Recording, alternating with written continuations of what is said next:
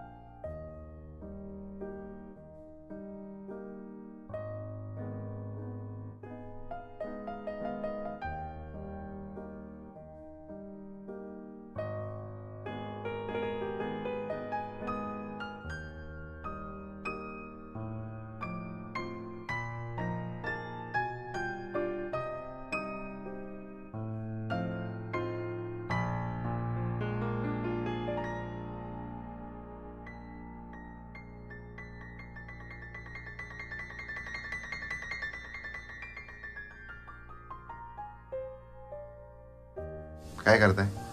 तळणीचे मोदक म्हणजे टिकाऊ टिकाऊ। हा, हे 5-6 दिवस तरी टिकतात नक्की। त्याच्यामुळे जोपर्यंत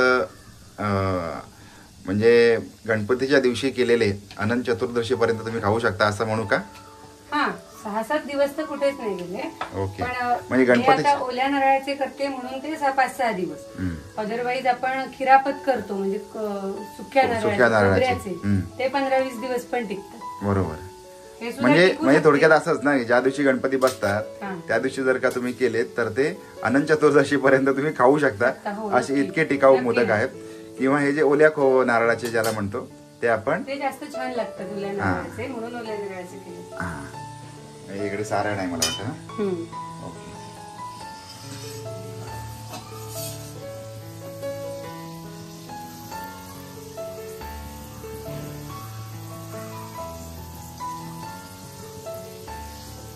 बघा बारीकच गॅस थोडी.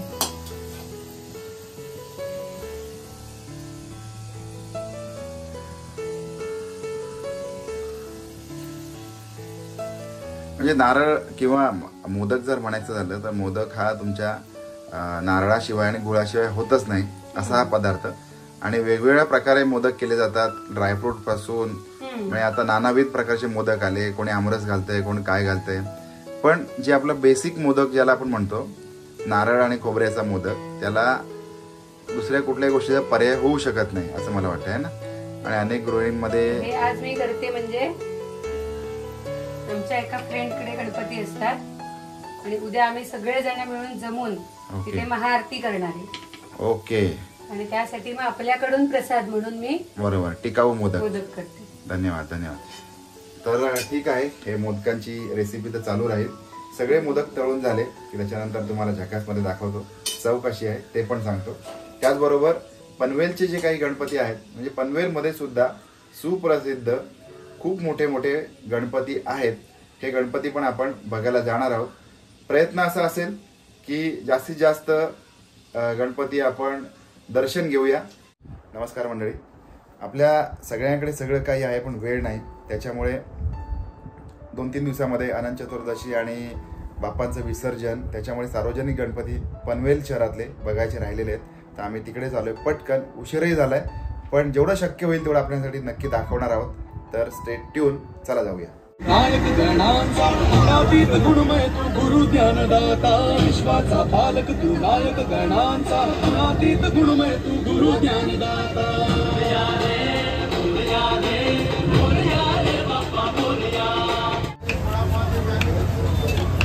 वडापाव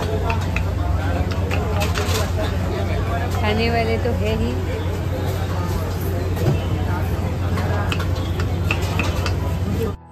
खूप उत्साहाने आम्ही सार्वजनिक गणपती बघण्यासाठी म्हणून गेलेलो होतो.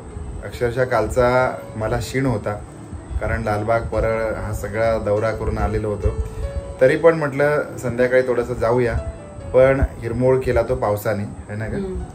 त्याच्यामुळे पुढे काही जाताच आलं नाही, कारण झिरमिर झिरमिर पाऊस होता आणि बाईकवर त्या ट्रॅफिकमधून फिरायला पण कंटाळा. त्याच्यामुळे सॅटर्डे संडे असल्यामुळे ट्रॅफिक पण होतं आणि पाऊस दिवसभर पडला नाही, ऊन पडलं होतं.